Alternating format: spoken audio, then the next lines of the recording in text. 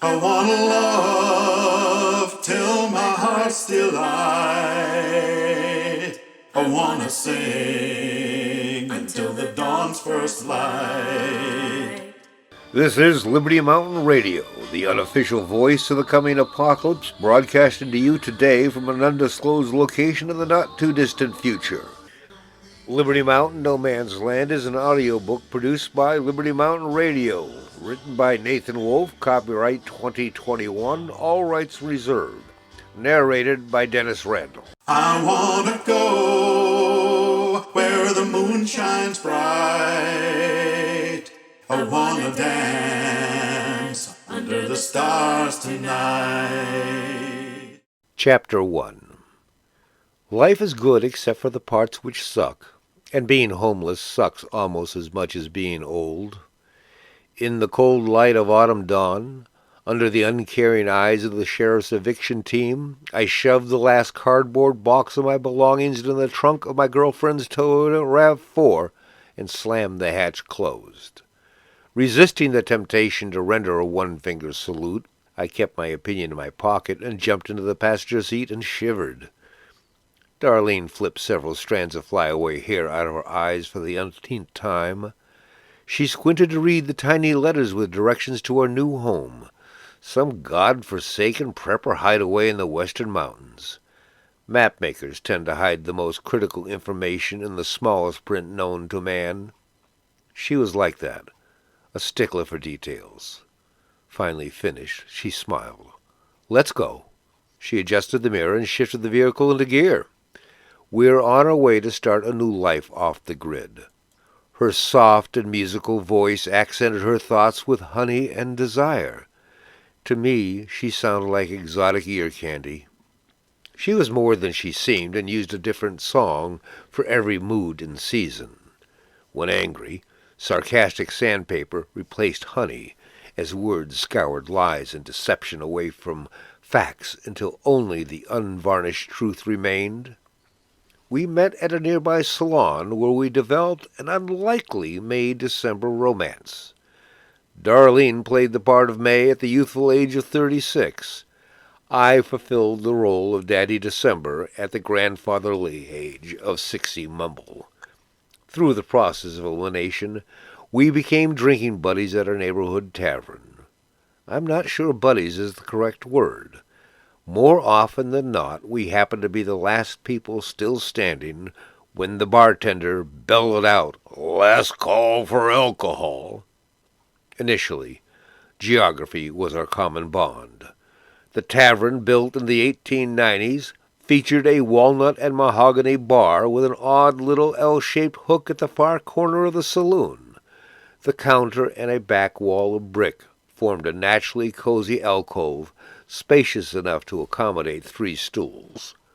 According to local legend, the original owner ordered the hook's construction to allow him to follow the activities of untrustworthy bartenders, while also keeping an eye out for equally unreliable patrons. The voyeur and hermit in me loved the obscure hideaway. I had the place all to myself for several months, until the day Darlene arrived. She also fell in love with our strategic lookout post. After a while, I looked forward to her companionship.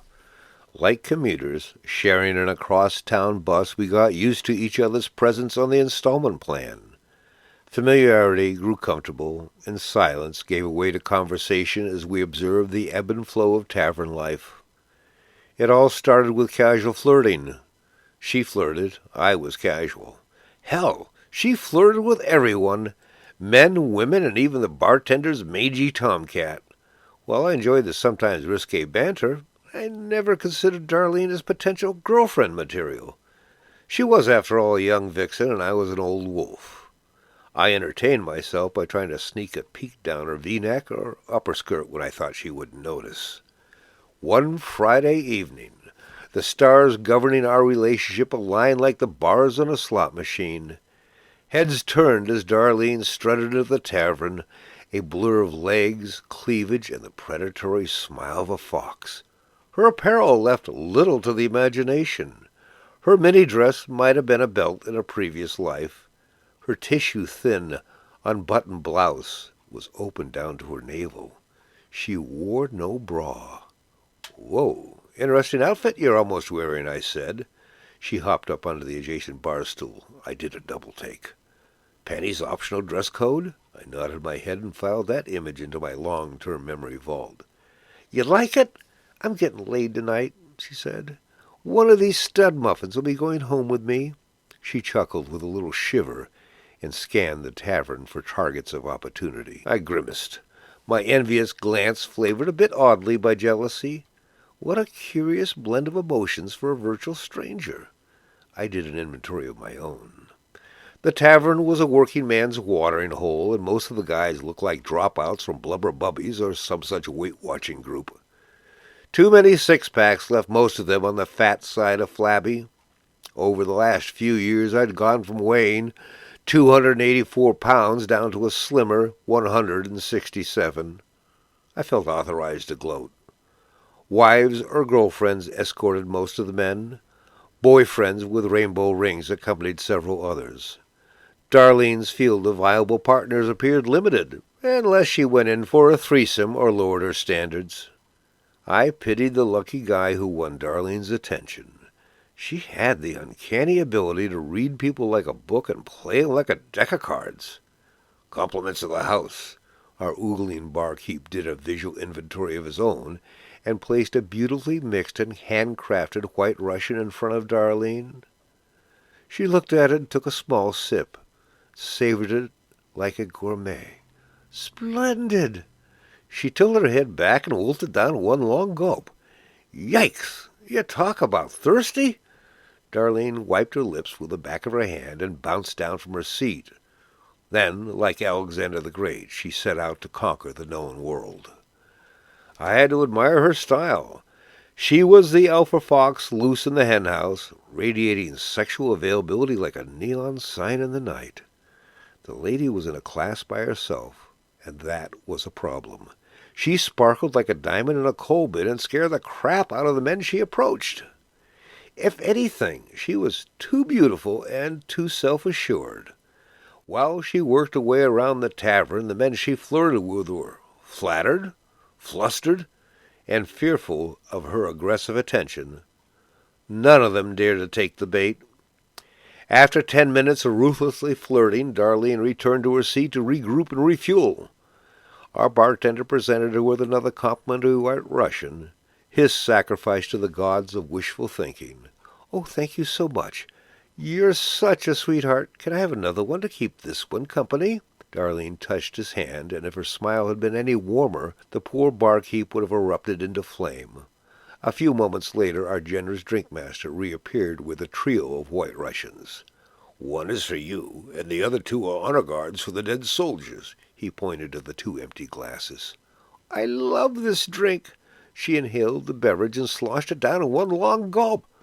I widened my eyes in puzzlement. How can anyone love a drink without taking the time to appreciate the subtle byplay of flavors? Thirst quenched for the moment, Darlene resumed her quest for the night's bed partner. Her second expedition of seduction ended in bewildered disappointment.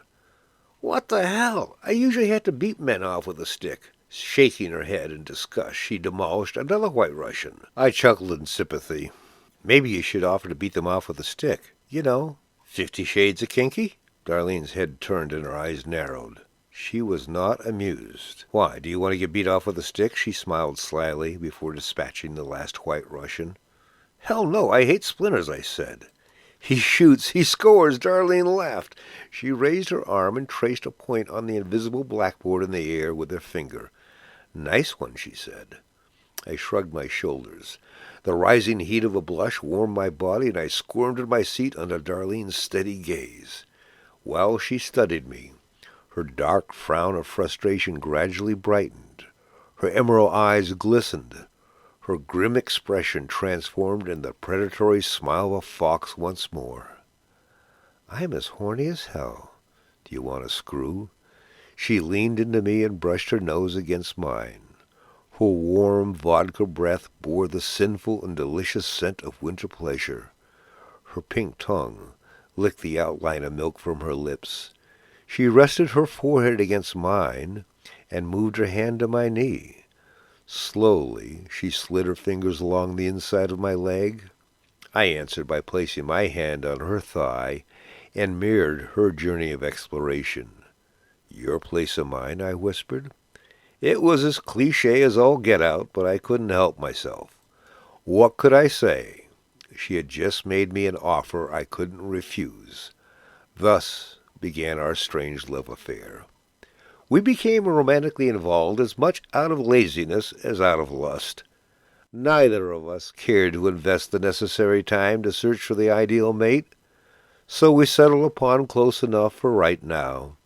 We consented to become each other's next big thing. After we moved in together, I joked about robbing the cradle. She would giggle and respond, "I guess that would make me a grave robber." I settled into her life somewhere between useful and available, and did my best to stay out of her way. As long as I kept the house more clean than dirty, I was free to smoke my weed, write, and play on the computer. "Listen to me, Mabel. I don't give a damn," she said. "If you insist on gossiping with everyone about our age difference, I might as well give you something to talk about." Darlene slammed the phone down and turned to me. "Dennis, honey, I'm getting naked. Please give me a hand. I need a leg up to change the sign over the door," Darlene said and unbuckled her belt. She hated the condo association rule demanding that she identify her unit as Darlene's den. Everyone's doorway had a tacky den, cave, place, or palace engraved in gold after their name. Happy Valley Pretend Gingerbread, she called it. Early on, I learned not to get in the way of her temper. I stepped outside, gave my lady friend a leg up. I interlocked my fingers and played stepladder. I braced against the railing and held her steady. The view was delicious. In silver she painted "Of Thieves" beneath the words on the sign. "I'm done with nosy neighbors," Darlene shouted as she turned and wiggled her bare behind at the unit across the way. "He's not robbing the cradle, and I'm not stealing from the grave." She clenched her fist in the air. "And if we were, then arg, thieves we be," she shouted, and sashayed her bare fanny back inside. From the next unit, Mabel's voice screamed, "Harold, look what she's done now!" Several things attracted me to Darlene. The first was her personality. She was so easygoing I once tried to give her the nickname Lake Placid. Still waters run deep, and it didn't end well. "Enough, Dennis, that was a twofer." The book she was reading sailed across the room, missing my head by less than an inch. "Watch it! You nearly hit me." "What the hell's a twofer?" "My love, a twofer is the first and last time something happens. I loathe nicknames. Why on earth would I want to be named after a stagnant pond?" Her smile was a funky combo of mischief and annoyance. I took back names off my to-do list. The other thing was her attitude toward lovemaking. Everyone needs a hobby, and sex was her diversion from work. She accumulated orgasms like some folks collected postage stamps. She had let me move in with her when my landlord evicted me because I refused to pay rent until he fixed the bathroom in my crappy apartment. He decided that a new tenant would be cheaper than new plumbing. We shacked up to save money. Darlene and I believed two could live as cheaply as one. We were right, but only for half as long. After a couple of months together, the real estate development corporation in which Darlene had invested a dozen years of her life went belly up. Her last 2 paychecks retroactively bounced. The returning rubber checks set up a cascading overdraft chain reaction.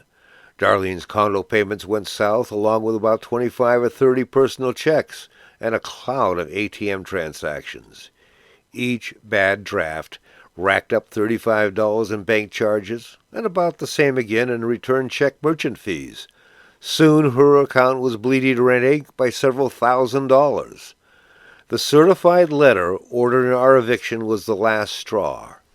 Our financial camel lay mortally wounded, with its back broken beyond repair. We needed a new place to live, and we needed it quick. Darlene and I crisscrossed Denver and the surrounding suburbs. We chased every for-rent sign in view. The story was always the same.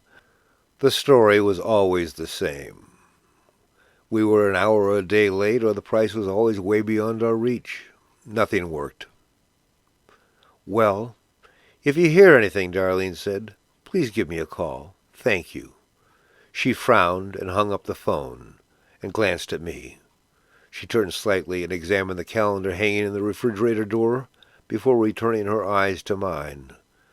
"There goes our last best lead. We're screwed." She slumped in her chair. We sat across from each other at the kitchen table as, like an unwanted house guest, a shroud of gloom darkened the room. Out of options, the clock had run out of time. Eviction day was the day after tomorrow. Darlene's posture abruptly changed. She sat upright in her chair. The corner of her mouth turned upward, and a smile twinkled in her eyes.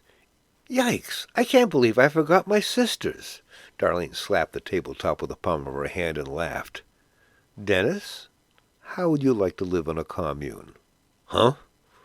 What kind of random question was that, and where was this going?"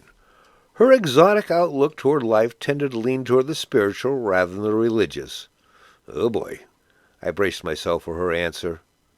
"What kind of hippie village are we talking about?" I said. "Hippie? I'm not talking about Woodstock, my love. My friends from university have an off-the-grid cabin in the Rockies. They owe me some money. Maybe we can stay with them." "What's their address?" I asked.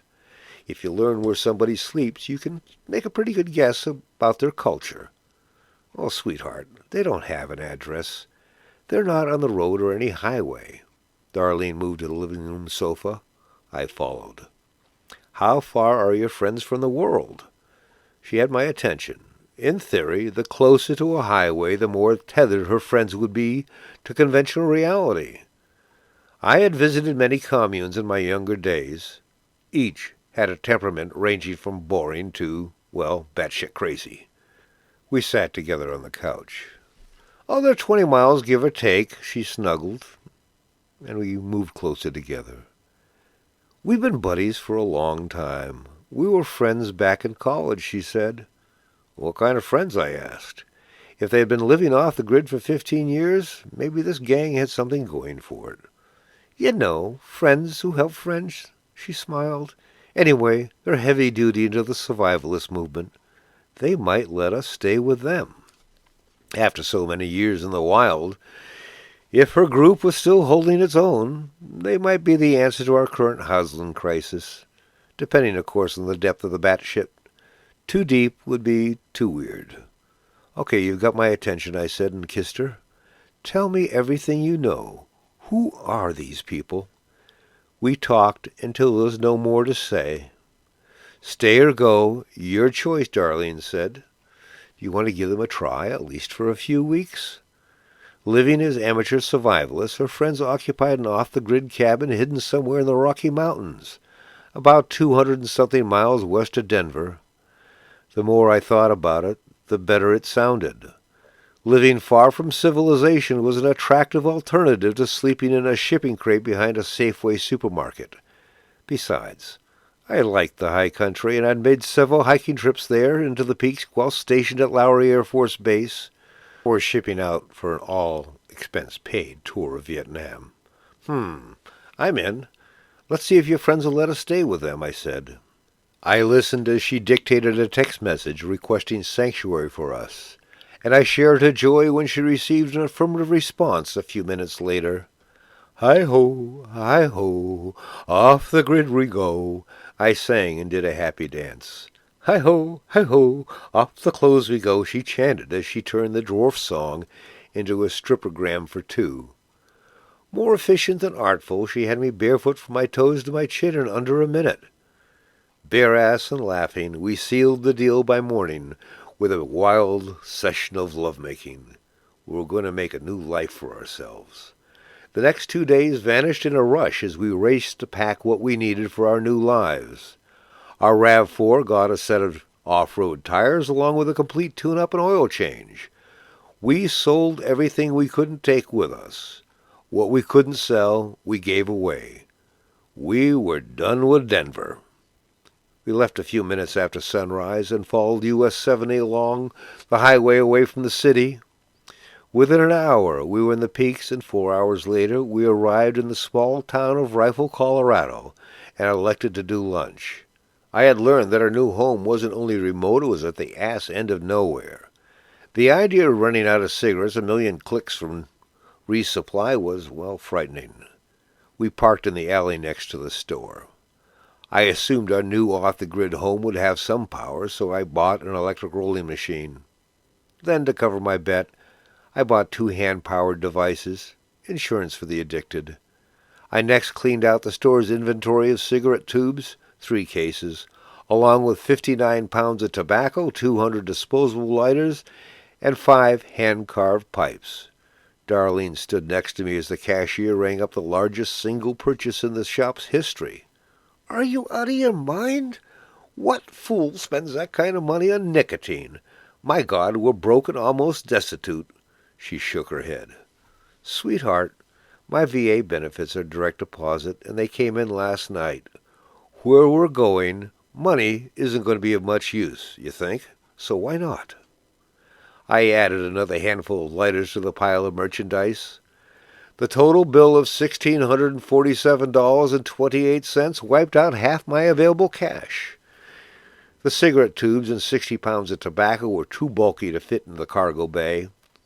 I secured my newly acquired stash to the vehicle's rooftop by wrapping everything up in a tarp and triple-dyeing it down with rope and bungee cords.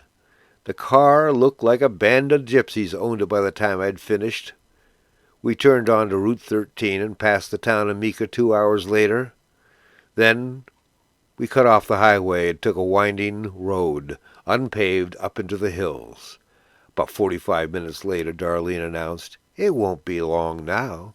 That was about the 20th time she had said that. My lady programmed a set of waypoints. Her friends had emailed her into the vehicle's satellite navigation system. We followed a dirt road through a thick pine forest until the way devolved into not much more than a poorly marked trail that shrank down to a path as we ventured above the tree line. Soon the pathway became nothing more than a series of GPS waypoints, connected by miles of barren rock. I asked Darlene after another hour of traveling ever deeper into the highland wilderness, "How long is not long?" "We should be there within an hour," Darlene said. "Oh, Lord Almighty, your friends are not only off the grid, they're off the damn map. Do you have any idea where we really are?" I complained. Darlene sneezed, smiled, and kept driving. An hour later, our RAV4 reached the crest of a high ridge. It afforded us a splendid view of a long, thin, U-shaped valley nestled between 2 towering mountain ranges. We could see a building almost lost to the distance at the far end of the vale. As we neared the dwelling, it became apparent the structure was considerably more significant than appeared from the ridge. The rustic cottage was as much a log mansion as a log cabin. Solar panels covered the south-facing steel roof. A farmer's porch wrapped around 3 sides of the building. Buck Rogers meets Davy Crockett. It was twilight by the time we rolled to a stop in front of the lodge. The setting sun had disappeared behind the snow-capped peaks. Night and the thermometer were both falling fast. A welcoming committee of at least 24 women gathered on the balcony. They erupted into joyous shouts of celebration and hand waves when Darlene emerged from the vehicle. The boisterous welcome turned to a frosty silence when I stepped out of the car. It was as if somebody had pulled the plug on the PA system.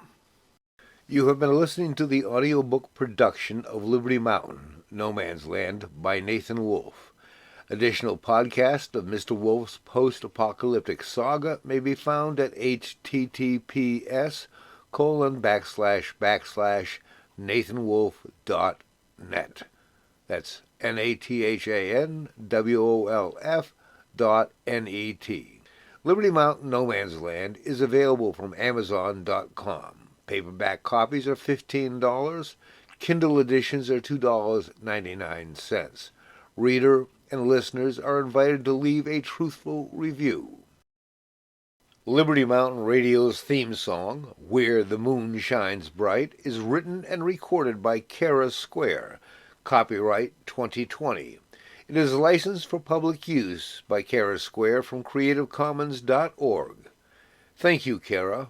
Where the Moon Shines Bright will now play in its entirety without interruption. I wanna go where the moon shines bright.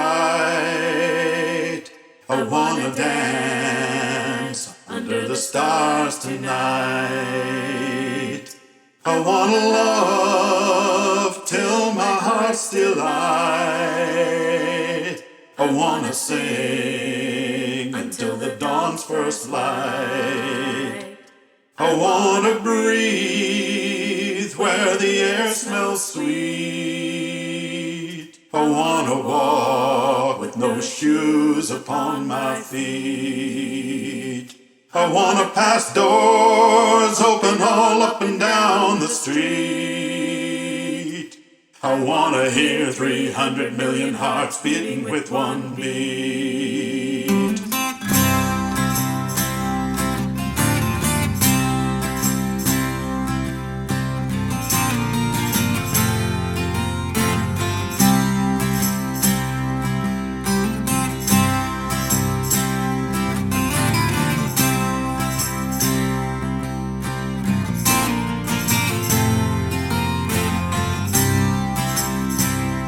I wanna go where the moon shines bright.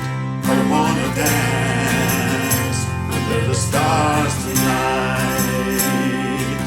I wanna love till my heart's delight.